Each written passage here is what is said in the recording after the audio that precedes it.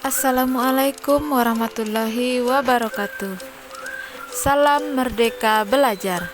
Perkenalkan, nama saya Etika Sri Dewi. Saya adalah guru di SDN nomor 100250 Jamburu Batu, Kabupaten Padang Lawas Utara.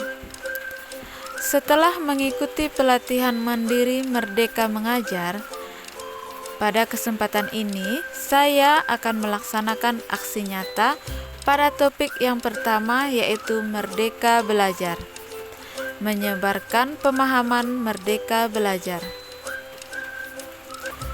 Setelah mempelajari topik tentang Merdeka Belajar, diharapkan dapat memahami gagasan dan prinsip pendidikan berdasarkan pemikiran Ki Hajar Dewantara. Kemudian, yang kedua, memahami untuk memfasilitasi murid agar tumbuh sesuai dengan kodratnya.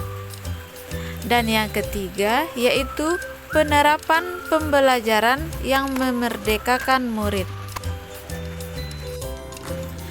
Bapak Ibu guru hebat, dalam topik Merdeka Belajar terdapat 5 modul, yakni 1. Mengenal dan memahami diri sebagai pendidik. 2. Mendidik dan mengajar. 3. Mendampingi murid dengan utuh dan menyeluruh. 4. Mendidik dan melatih kecerdasan budi pekerti. 5. Pendidikan yang mengantarkan keselamatan dan kebahagiaan. Bapak Ibu guru hebat, dalam modul 1 tentang mengenal dan memahami diri sebagai pendidik, yaitu pertama, kita harus memahami dan menghayati diri sebagai manusia yang merdeka untuk terus belajar. Sebelum memerdekakan murid, tentu kita harus memerdekakan diri kita terlebih dahulu dengan cara merefleksi apa yang telah kita lakukan. Kemudian, menyelaraskan peran guru yang relevan dengan konteks murid dan zaman. Dan yang ketiga, yaitu bertutur kata lembut, mendengarkan pendapat, memotivasi untuk gemar dan senang belajar.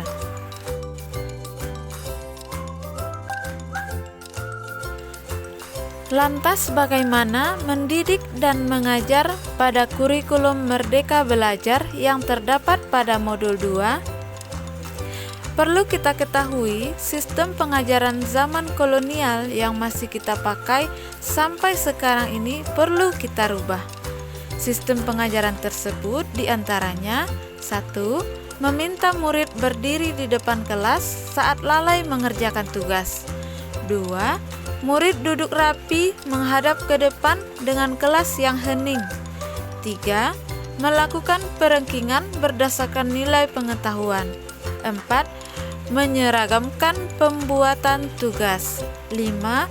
Memukul murid karena tidak mengerjakan tugas. Selanjutnya, modul 3 yaitu mendampingi murid dengan utuh dan menyeluruh.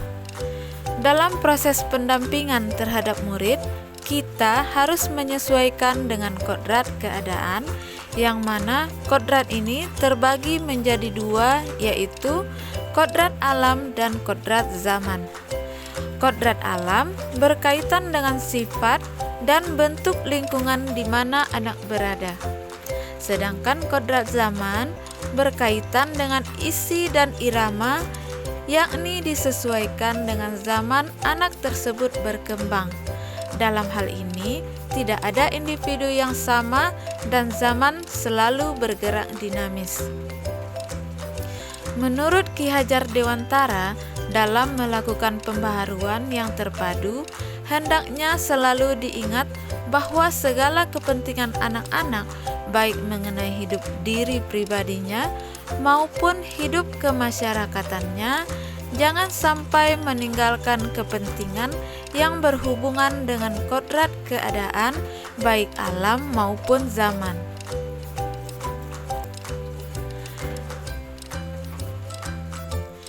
Dalam modul 3, yaitu mendampingi murid dengan utuh dan menyeluruh, guru juga harus menerapkan asas trikon, yakni kontinuitas, konvergen, dan konsentris. Asas trikon dianggap menjadi jawaban yang tepat menuju pembelajaran yang berpihak pada murid. Kontinuitas, yakni pengembangan yang secara berkesinambungan dilakukan terus-menerus dengan perencanaan yang baik.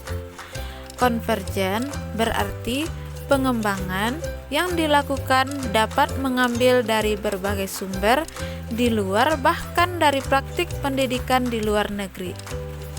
Konsentris artinya pengembangan pendidikan yang dilakukan harus tetap berdasarkan kepribadian kita sendiri. Dalam implementasi kurikulum Merdeka Belajar yang terdapat pada modul 4, yakni mendidik dan melatih kecerdasan budi pekerti, yaitu dengan cara 1. Melatih keberanian berpendapat atau olah akal. 2. Mengasah perasaan dan perilaku atau olah rasa. 3. Memunculkan kehendak atau olah karsa. 4. Pendidikan dapat mempengaruhi bagian intelligible dan bagian biologis muridnya. Selanjutnya yaitu modul 5, pendidikan yang mengantarkan keselamatan dan kebahagiaan. 1. Pendidikan sebagai tuntunan. Sudah bukan zamannya lagi guru mendikte murid, melainkan menjadi fasilitator atas kodrat alam dan zaman murid tersebut. 2. Setiap murid memiliki kodrat kekuatan atau potensi yang berbeda, yakni disesuaikan dengan kodrat alam dan kodrat zamannya. 3. Pendidikan tidak dapat berkehendak atas kodrat kekuatan dan potensi murid. 4. Menerapkan sistem Among dan semboyan Ki Hajar Dewantara, yakni Ing Rasa, Sung Tulada, Imadya, Mangunkarsa, Tutwuri Handayani. 5. Menerapkan pembelajaran proyek serta digitalisasi pembelajaran. Terdapat trisentra pendidikan, yakni pertama adalah keluarga, karena keluarga merupakan pendidikan pertama untuk seorang anak. Keluarga, tempat seorang anak tumbuh, sangatlah berpengaruh terhadap pendidikan seorang anak.